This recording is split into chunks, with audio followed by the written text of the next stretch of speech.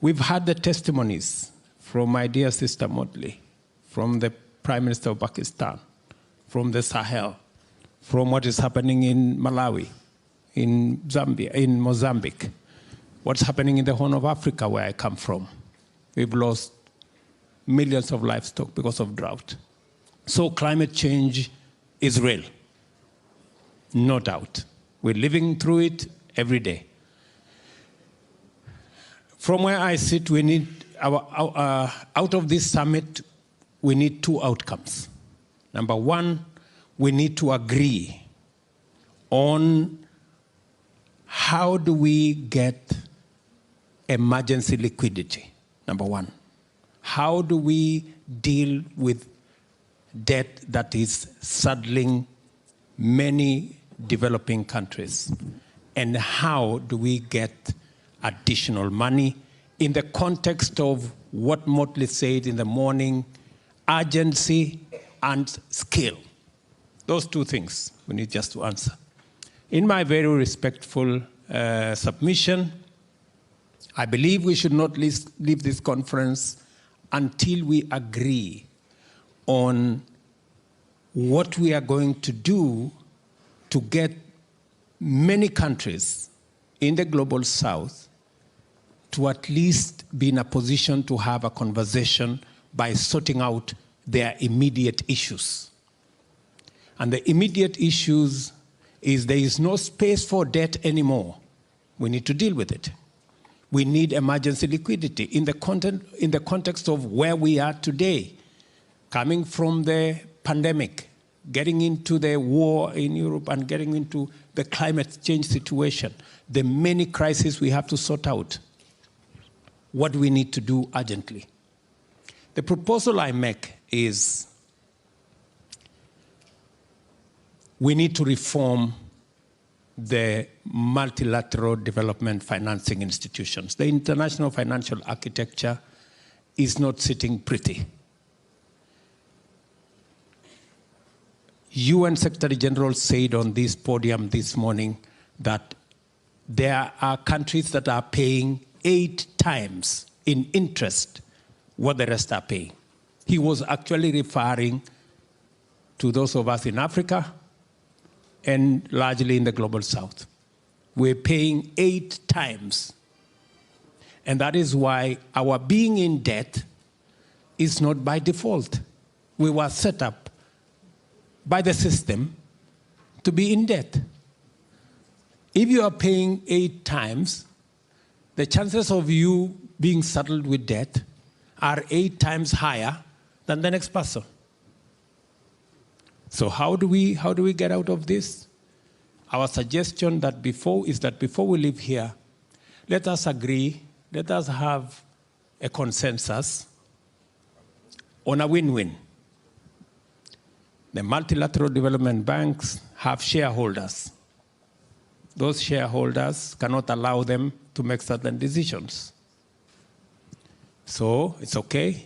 So how do we keep the shareholders happy? Let us tell them, we will pay our debts. Give us 10 years or 15 years grace period and make the debt a 50-year loan. And we stop paying, we start with not paying the money we are supposed to pay next year.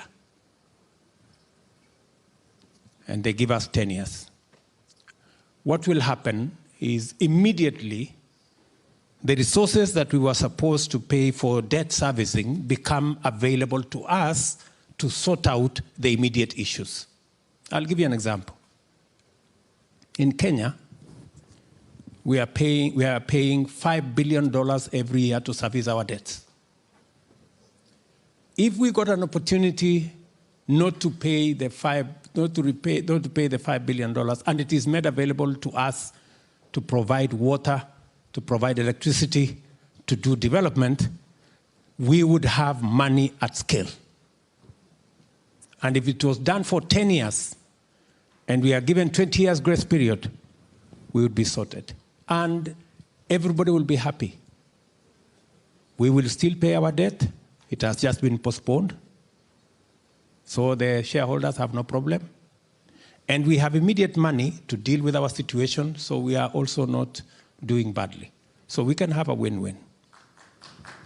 Hopefully, before we leave here, we have that agreement. I don't think it is unfair for us to ask, and I think it is a win-win. That's number one. Then we will go into the journey of reforming the multilateral development banks. We will even transform them. And I agree with Motley, it is possible for us to raise $500 billion to be able to plug into the gap that our restructuring of 10, 20 years or 50 years creates. So we can do that. It's so simple. Number two, our next expectation, so that we can have a better conversation in Nairobi, is to agree on climate financing. I know to a great extent what I have suggested as number one will go to a good extent in climate financing. But if we have to deal with the climate financing in the context of what we agreed in 2015, in the consensus we built out of the Paris Agreement, this Paris Agreement, where we get emissions down by 45% by 2030 and net zero by 2050. If we were to go there, IEA, which Kenya just became a member, tells us that we need $9.2 trillion every year for us to get to net zero by 2050. We have a gap of $3.5 trillion.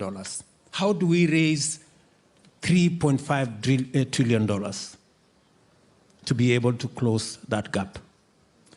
And I'm very sympathetic to what you said. Let us have a global financing mechanism. Loss and damage will not do it. I'm sorry. It will not do it, because loss and damage is hostage to national interest. No nation is going to give money from its people to sort out a global problem. Because in a contest between national interest and global good, national interest wins in the morning. That's it. So what we did, and that is why we are not making progress ever since Paris in 2015, is because we had a global consensus on a global problem called climate change. But we tried to go and sort it out. We tried to sort it out using national institutions that are hostage to national interest, or we tried to use shareholder institutions that have shareholders who will make the decision finally. So we must get a new financial architecture around climate financing. We are saying we want one that does not bring the baggage and the toxic conversation of North versus South. We do not want a conversation that is going to take us to developing versus developed, emitters versus non-emitters. No. The rest of us from the African continent, we've always been in the corner of problems and victimhood. We don't want to be in that corner anymore. We want to be at the table where we are all looking for solutions.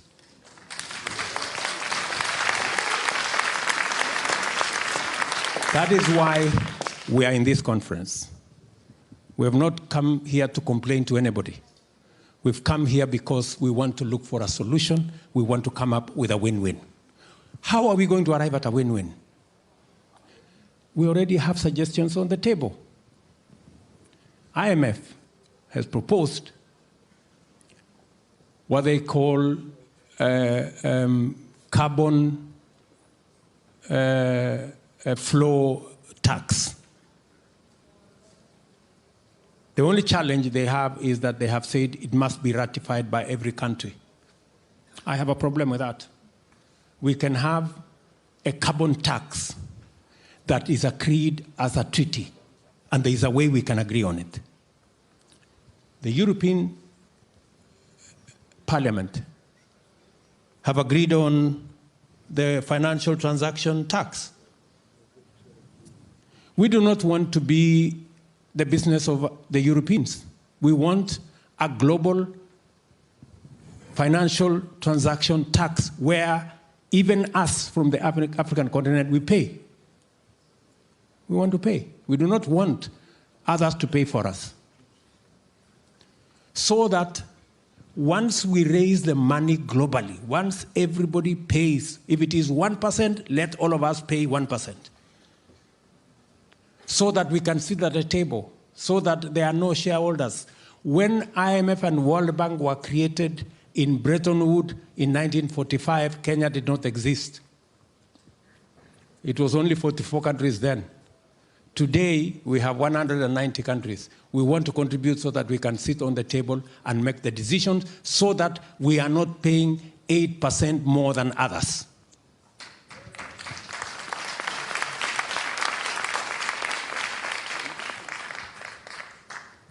Let us agree to pay the aviation tax. We have no problem. Let us agree on the shipping tax, and we want to pay. We don't want anybody to pay for us. We want to pay our percentage. It is only when we raise global finances that have no national interest for any particular country or shareholder interest of any person. That is how we are going to sort out this global challenge. Many people ask, so who is going to collect this money? So how is this going to happen? And let me dare say the following.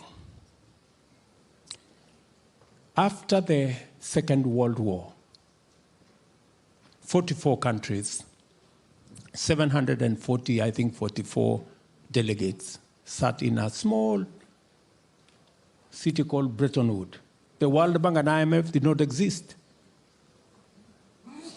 They created it in 3 weeks. The agreement was done in 3 weeks. Why is it difficult for us? Because there was, the whole of Europe had been destroyed. And so it was urgent and it was important for a decision to be made. Are we saying the crisis that we are going through, including what we just heard from the Prime Minister of Pakistan, is not serious enough for us to agree on a global financing mechanism that sorts out climate change as a problem that is affecting all of us? Are we saying ever since 1945, we have become stupid? Is that what we are saying?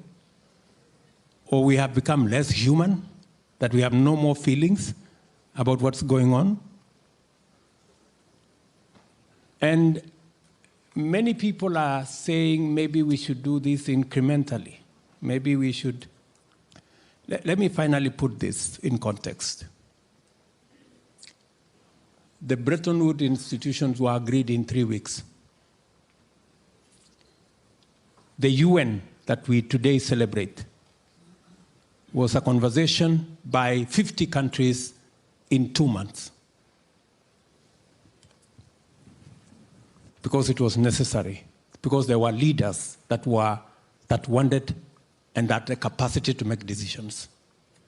Are we saying that we are incapable of making the decisions that are required of us as leaders in the context of where we are today? I dare say between Paris and Nairobi, we have more than 3 weeks that were necessary to form the World Bank and IMF. We have more than 2 months that were necessary to agree on the UN Charter. We have actually 3 months. So my expectation is that we will agree in Paris and we will conclude in Nairobi.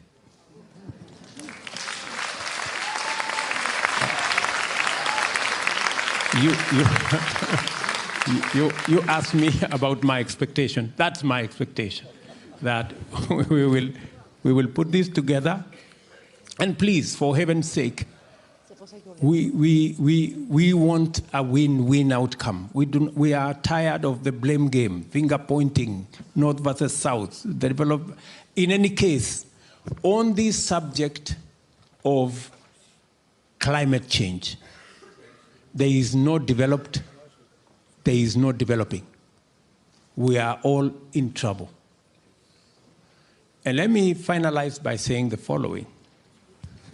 And that is why it is necessary and urgent for us to make the decision now, is that we are not in the right trajectory. When we agreed in Paris in 2015 to reduce emissions by 45% by 2030, what has happened? Today, Europe has done very well. You have reduced emission by 25%, by 20%. OECD countries have done well. You have reduced emissions collectively by 12%. But because the rest of the world don't have the money to do it, emissions have gone up elsewhere by 37%. So what happened to the 20% down in Europe? And what happened to the 12% down in OECD? Nothing happened, because overall, on average, the emissions went up by 17%. So we are not doing well. We are not going in the right direction. We are going backwards. So it is urgent that we all agree on how to go forward. And why specifically do we need to target taxing fossil fuel? Because it is the fuel, it is what is contributing 73% of all global gas emissions that are causing trouble in our globe. That's why we must go there. And that is the difficult conversation we must have, and we must have it in this Paris meeting and summit. Thank you very much.